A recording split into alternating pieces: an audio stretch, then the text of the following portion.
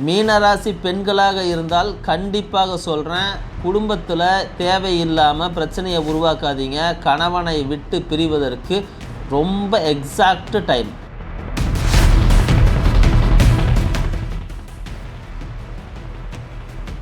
சிம்மராசி தப்பிச்சிக்கிச்சு, மீனராசி சிக்கிக்கிச்சு. இது அடுத்த வருஷத்துடைய டைட்டில். அப்படி தான் இருக்குது.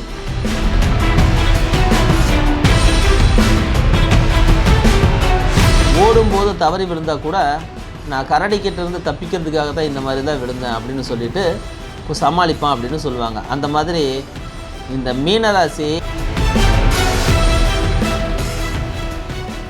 மைலோன் ஆன்மீகம் நேயர்களுக்கு வணக்கம். தமிழ் புத்தாண்டு 2026 வரப்போகுது.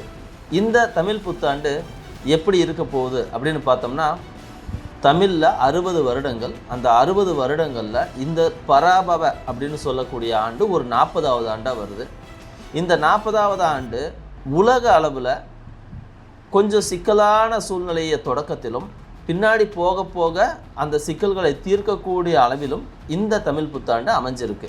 முதல் ஒரு 6 மாதம் கொஞ்சம் நெருக்கடியான, இப்போது உலகெங்கும் இருக்கக்கூடிய இந்த போர் சூழல், பழையபடியே ஒரு லாக்டவுன் மாதிரியான, இல்லைனா அதுக்கு நிகரான ஒரு சிக்கல், இந்த மாதிரியே தான் தொடங்கி முடியும் போது நல்லா இருக்கும். காரணம் என்னென்னா, இந்த வருடத்திற்கு ராஜாவாக குரு வர்றார், இந்த வருடத்துக்கு மந்திரியாக செவ்வாய் வருகிறார். வருடம் தொடங்குவதும் செவ்வாய்க்கிழமையிலேயே தொடங்குது. இது போன்ற சூழ்நிலைகள் இதை ஒரு 6 மாதத்துக்கு ஒரு நெருக்கடியாகவும், அதன் பிறகு எல்லாருக்குமே ஒரு சந்தோஷமான திருப்திகரமான ஒரு ஆண்டாகவும் முடிச்சு வைக்கும் அப்படிங்கிறத நாம் எதிர்பார்க்கலாம். இந்த 2026 தமிழ் புத்தாண்டில் உலகெங்கும் கொஞ்சம் போர் மேகங்களும், சண்டைகளும், மலைச்சரிவுகளும், இல்லைன்னா திடீர்னு எங்கேயாவது வெடிப்புகளும், இந்த மாதிரியான சூழ்நிலை தான் ஆரம்பிக்கும். இதெல்லாம் உலகத்துக்கு நடக்கிறது. இது எல்லாருக்கும் பொதுவாக போகக்கூடிய அமைப்பில் தான் போகும். அதே சமயம் தனி மனிதர்கள் வாழ்வில் இவையெல்லாம் நல்லது செய்யுமானா, எல்லா தனி மனிதர்களுக்கும் இந்த கல்யாணம் நடக்கிறது, குழந்தை பிறப்பு, அவங்க தொழில் ரீதியாக சில விஷயங்கள் போகிறது, அவங்க விருப்பங்கள், வீடு கட்டுறது, வெளிநாடு போகிறது, இப்படி பல்வேறு விஷயங்களை எல்லாருடைய வாழ்க்கையிலையுமே செஞ்சுக்கிட்டே தான் இருப்பாங்க. ஸோ ஒரு சின்ன லேகு தான் உலகளவில் ஏற்படும். ஆனால் அது தனி மனிதர்கள் வாழ்வை முழுவதுமாக மாற்றியெல்லாம் விடாது.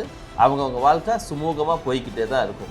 ஸோ அந்த மாதிரி ஒவ்வொரு ராசிக்கும் எப்படி போக போகுது அப்படிங்கிறது தான் நாம் இந்த வீடியோக்குள்ளே பார்க்க போகிறோம். மீன ராசிக்கு தமிழ் புத்தாண்டு நிறைய நன்மைகள் இருக்கா அப்படின்னு கேட்டால், 7.5 சனி வேறு நடக்குது இல்லைங்களா, அது கொஞ்சம் கோளாறாகவே தான் இருக்குது. இவ்வளோ நாள் வரைக்கும் 4ஆம் இடத்துல இருந்த குருவும், 6ஆம் இடத்துல இருந்த கேது, 12ஆம் இடத்துல இருந்த ராகு, இவங்கெல்லாம் போட்டு அப்படியே கொஞ்சம் பண்ணியிருப்பாங்க. இது கொஞ்சம் மாறப்போகுது.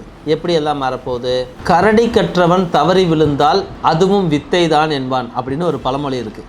அதுனா, கரடி என்ன செய்யும் அப்படின்னு தெரிஞ்சவன் கீழே விழுந்துட்டா கூட அவன் விரும்பி விழுந்திருக்க மாட்டான். ஆனால் அதுவும் கூட, ஆமாம் கரடிக்காக தான் நான் விழுந்தேன், ஓடும்போது தவறி விழுந்தால் கூட நான் கரடிக்கிட்டேருந்து தப்பிக்கிறதுக்காக தான் இந்த மாதிரி தான் விழுந்தேன் அப்படின்னு சொல்லிட்டு சமாளிப்பான் அப்படின்னு சொல்லுவாங்க. அந்த மாதிரி இந்த மீனராசி எவ்வளோ தூரம் சமாளித்தாலும் அந்த அளவுக்கு சிக்கல்கள் ஏற்கனவே இருந்துக்கிட்டே இருந்தது. அது இனியும் இருக்கத்தான் போகுது.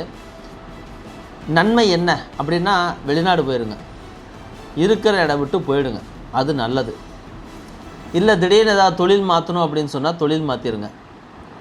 யாருக்கிட்டையும் தேவையில்லாமல் அதிக அளவில் பழகாதீங்க. அப்படி இல்லைன்னா யாருக்கிட்டையும் தேவையில்லாமல் உங்களுடைய பர்சனல் விஷயத்தை சொல்லாதீங்க, குடும்ப பர்சனல் விஷயத்தை சொல்லாதீங்க.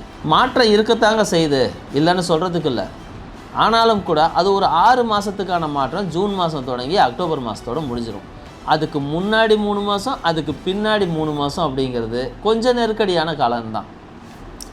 அப்போது நாம் எல்லாத்தையும் தானே கணக்கில் எடுத்து பார்க்கணும். அந்த வகையில் பார்க்கும்போது குடும்ப விஷயத்தை தவிர பாக்கி எல்லாமே நல்லது தான். மீனராசிக்காரங்களுக்கு எதிரிகள் இப்போ அவங்களே அழிஞ்சிருவாங்க. நீங்கள் ஒன்றும் பண்ண வேண்டாம். அவங்களே போயிட்டு அவங்களே குழி தோண்டி அவங்களே படுத்து அவங்களே மேலே எடுத்து மண்ணை போட்டுக்கிட்டு, அப்பா சாமி ஆளை விடுறா நானே செத்துட்றேன் அப்படின்றவாங்க. ஏன்னா நேரம் மாறும்போது எதிரிகள் தானாகவே அழிவார்கள். வம்புகள் வழக்குகள் அப்படின்னா அது கொஞ்சம் மேலே ஏறிட்டு அதுவே தானாக கீழே இறங்கிடும். ஆனால் இருக்கிற கேஸு தீருமானா அது இப்போதைக்கு தீராது. அதுக்கான சூழ்நிலை சரியான இது இப்போ அமையலை. சில விஷயங்கள் நல்லதுதான்னு சொல்லணும். நீண்ட நாள் நோய் இருந்துச்சு இல்லைங்களா, அதுக்கு இப்போ வைத்தியம் கிடைக்கும். திடீர்னு அம்மாவுக்கு இந்த சுவாசம் சம்மந்தப்பட்ட பிரச்சனை, நுரையீரல் சம்மந்தப்பட்ட பிரச்சனை, இதயம் சம்மந்தப்பட்ட பிரச்சனை இருந்துருந்துச்சுன்னா அது சரியாகும். கூடவே உங்களுக்கு மனம் சார்ந்த பிரச்சனை, வயிறு சம்மந்தப்பட்ட பிரச்சனை, குடல் சம்மந்தப்பட்ட பிரச்சனைகள் ஏதாவது இருந்துச்சுன்னா இப்போ ஆப்ரேஷன் பண்ணி சரி பண்ணணுன்னா பண்ணிக்கலாம். குழந்தை பிறப்புக்காக காத்துட்ருக்கிறவங்களுக்கு இப்போ குழந்தை பிறக்கும்.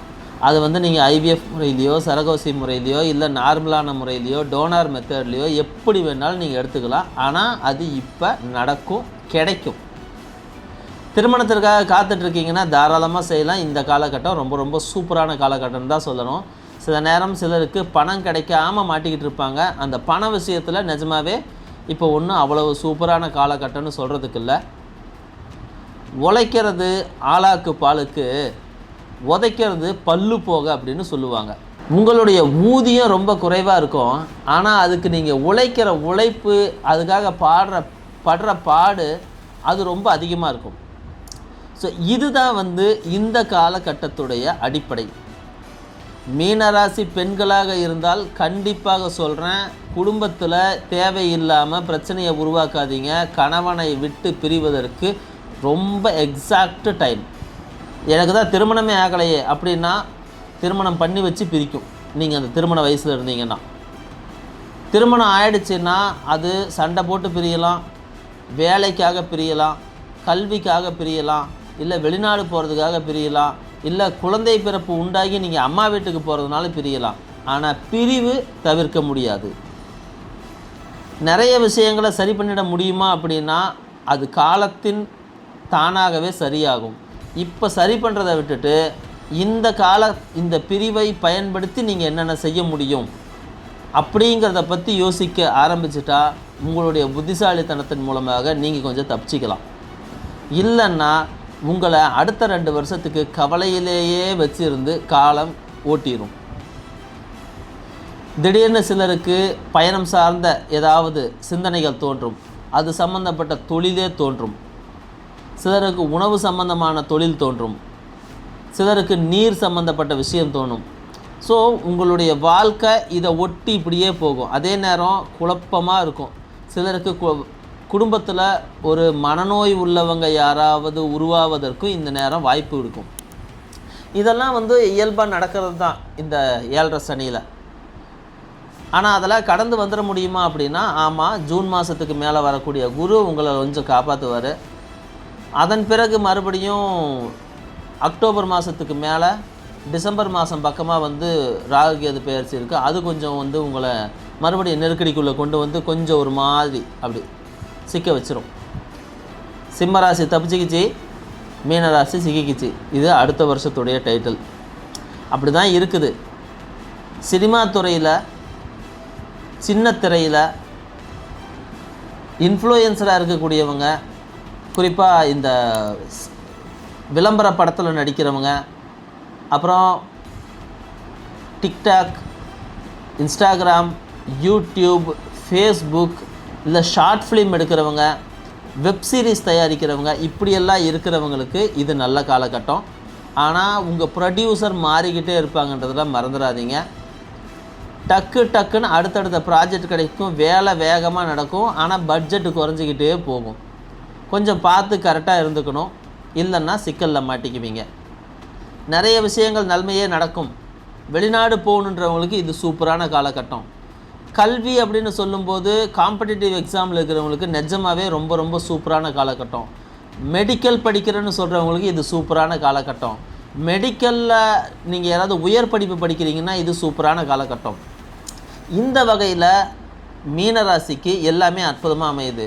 ஆனால் ஆப்போசிட்டில் நெருக்கடியாக போகிறது மனம் பாதிக்கப்படும், ரொம்ப மன அழுத்தம் உருவாகும், வேலை செய்கிற இடத்துல ரொம்ப ரொம்ப ரொம்ப ரொம்ப நெருக்கடிகள் உருவாகும், தேவையில்லாமல் திட்டுவாங்க, உங்களுடைய வேலையெல்லாம் வாங்கிக்கிட்டு நீ என்ன வேலை செஞ்ச அப்படின்னு சொல்லிடுவாங்க, ஒன்றுக்கு மேலே வேலை கொடுத்துக்கிட்டே இருப்பாங்க, நாய் மாதிரி ஓட விட்டுக்கிட்டே இருப்பாங்க.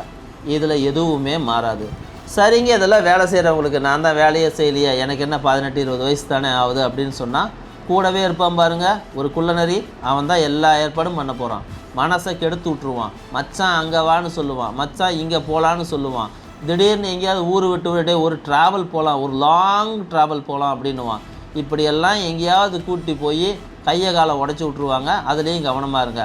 கை கால் உடையும் அப்படிங்கிறது ஒரு 20-30% வாய்ப்பு இருக்குது. ஆனால் பயணம் உங்கள் வாழ்க்கையில் தவிர்க்கவே முடியாதுங்கிறத புரிஞ்சுக்கிங்க. லவ் மேட்ரெல்லாம் இருக்குதுன்னா அதெல்லாம் நல்லா சூப்பராக சக்ஸஸ் ஆகும். சும்மாவே இருந்து கூடவே இருந்து சில உசுப்புறதுக்குன்னு ஒரு கூட்டம் இருக்கும். அவள் ஒன்றை தான் பார்க்குறா அப்படின்வாங்க. அப்புறம் இவனுங்களே ஏதாவது சொல்லுவாங்க, ஃபேக் ஐடியை போட்டு உங்கள் மைண்டை திருப்புவாங்க. நிறைய சிக்கல்கள் நடக்கும். கொஞ்சம் கவனமாக இருந்துக்குங்க.